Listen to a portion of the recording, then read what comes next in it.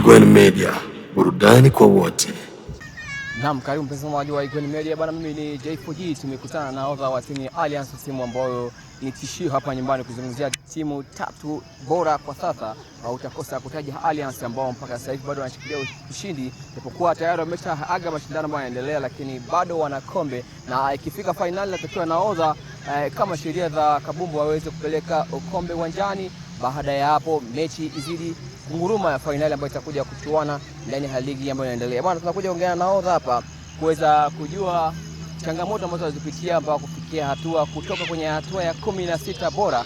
Tujue sababu ni hipi zaidi na wapi walipokosea mpaka kaamua kutoka mapema kwenye ligi hii hapa. Habari yako? Nzuri. Nzima. Namshukuru Mwenyezi Mungu. Tuanze haraka haraka kwa sababu muda sio rafiki, kuhusiana na mechi ya kwanza ambayo ulianza kucheza wewe na Said Trois kwao unapoteza. Wewe kama nahodha uliona tatizo lilikuwa wapi mpaka mkapoteza kwanza ile mechi ya kwanza ya wewe na Said Trois? Na mimi niseme kwanza kwa upande wangu, wachezaji walipambana licha kwamba Mungu hakuwa upande wetu, lakini tu nitoe kama ushauri kwa wachezaji wala wasijikute wao ni master zaidi. Hakuna mchezaji ambaye yupo juu ya timu. Timu ndio ipo juu ya mchezaji. Hicho ndio kitu ambacho kimesumbua sana timu ya Alliance kwenye ligi. Mechi ya kwanza unasema kuwa ni ustani kusababisha mpaka wachezaji wakawa wanapoteza pointi tatu muhimu.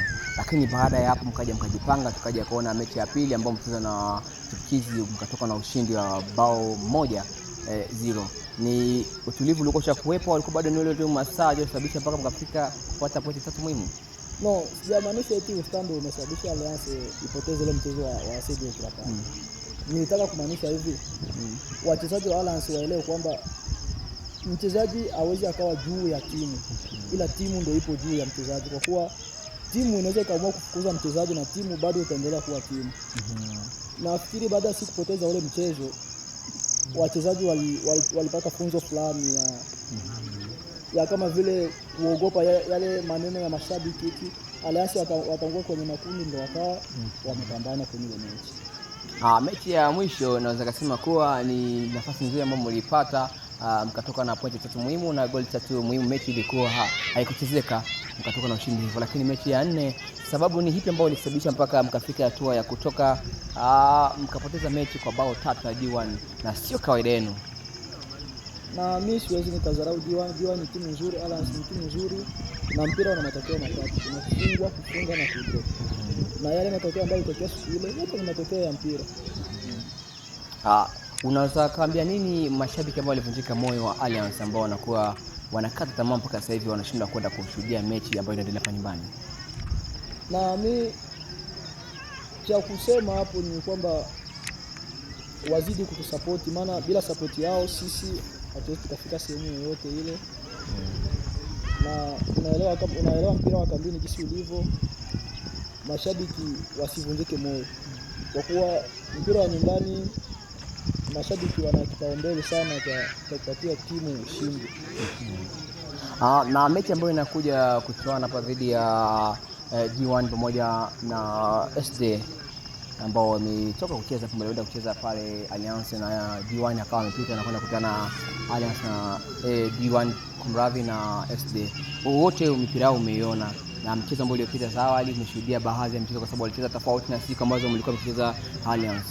Tuambie vipi kuhusiana na mechi ambayo inakuja mbeleni?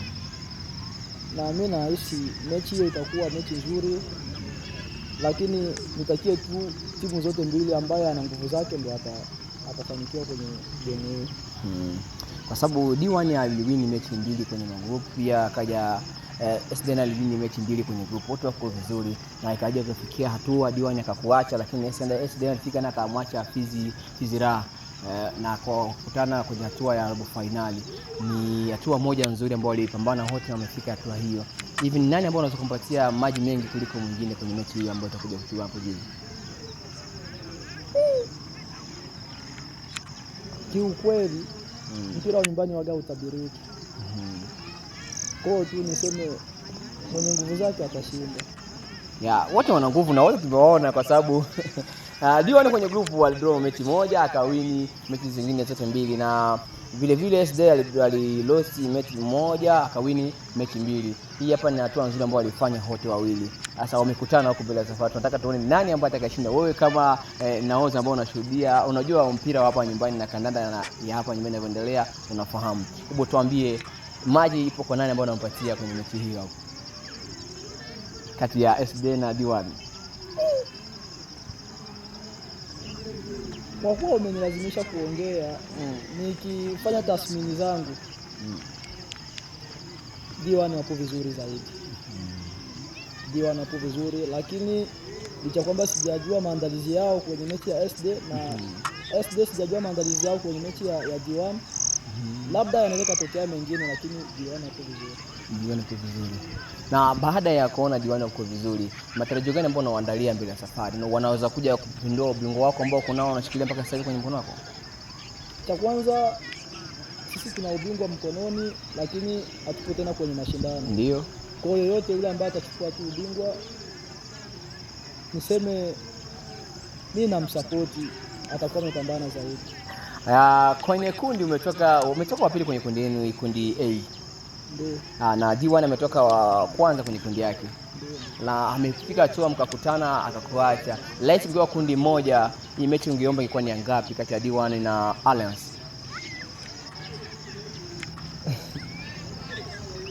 Mimi kwa upande wangu waga sidharau mechi. Mechi ni mechi. Mimi hata uniletee mtoto nicheze naye, ikiwa tu ni mechi ni mechi. Hata mazoezi waga sidharau. Kwa hata ingelikuwa mechi ya kwanza au ya pili hata ya tatu, tungelipambana tu. Bana, asante kwa muda wako, muda sio rafiki. Acha nikuache kwa sababu una shughuli nyingine nyumbani, lakini nitakuja kutembelea nyumbani baada ya ligi na ukabidhi kombe uwanjani. Tuweze kuongea mengi zaidi kwa sababu wewe ndio ulikuwa unashikilia mpaka sasa hivi, lakini umeshaachia ligi watu wengine watangulie kwa washindi. Na kauli kubwa ambayo ulitoa kwa wachezaji hile, ni kitu gani ambacho ulikiona wewe ambacho kilikugusa zaidi mpaka ukafika hatua kusema kuwa wachezaji wasiwe juu ya timu bali timu iwe juu yao? Na kuna vitu vingine vya timu mtu aweze akaviongelea garani. Timu ni familia, na familia kwanza inaomba upendo. Kwa vitu vingine nikivitangaza zarani kama vile navudisha siri ya timu. Lakini nimetaka kuongea vile wachezaji waelewe hilo. Manake kuna sitofahamu ambayo inaendelea kwenye timu ya Alliance mpaka sasa. No. Haipo. Lakini unasema kuna vitu vingine ambavyo tumeviweka kwa sababu ni vitu vya familia, visoke kwenye mpaka huku wengi sana. Inakuwa inaashiria kuwa labda kwenye timu ya kwenye familia ya Alliance kuna hali ya sitofahamu ipo kwa chini kule. Ni maana tunashinda kuitoa hadharani. Sio kwenye timu Alliance, kila familia ina changamoto zake. Kwa mimi changamoto za familia yetu siwezi nikaitoa hadharani. Unawezeka. Lakini umeamua kwa washauri ndugu zako tu waweze kubadilika. Ndio, mimi kama kaka yao ndio nimetoa wao ushauri. Mashabiki wataamini kusema ndio kwa maana tumedondoka, kumbe bado kuna familia, kuna vurugu, baba haipo sawa au mjomba au kaka mkubwa. Vurugu haipo. Hatarajia nini ligi ambayo inakuja, kwa sababu tulizoea kumuona Alliance anabaki nusu finali, lakini hii hapa hatua 16 mmebaki. Hatarajia nini ligi inayokuja mbeleni? Mtu waga anajikosoa kufuatana na kosa zake. Kosa imeonekana tayari, tutapambana zaidi hapa tulipoishia. Bana, asante kwa muda wako. Mimi ni J4G 255 nikiwa na Side. Nilikuwa na nahodha Mikalio, ameongea mengi kuhusiana na timu yake Alliance, pia na timu ya D1 ambao wamekutana nayo hapo juzi kati, wakao umewaacha baada ya kufungwa bao 3-1, na sasa hivi anakwambia anawatakia tu mechi njema ambao watakuja kuchuana na SD Sport hapo kesho. Na kubwa zaidi akasema kuwa wachezaji wote, sio wachezaji wao tu, wachezaji wote hapa nyumbani nataka tuwe na busara na heshima na timu, kwa sababu timu ndio ina uwezo wa kusajili mchezaji, tena na uwezo wa kufukuza mchezaji. Kwa hiyo wewe haupo juu ya timu, bali timu ipo juu yao, kwa sababu wana mamlaka ya kila kitu. Na kusema kuwa hawakuuzi, bali wanabakia kuwa benchi, kwa sababu mkataba hujakatika. Inawezekana hii, inawezekana kweli? Ndio, inawezekana. Bwana, asante, tukutane muda mwingine. Hii ni Gwen Media, chao.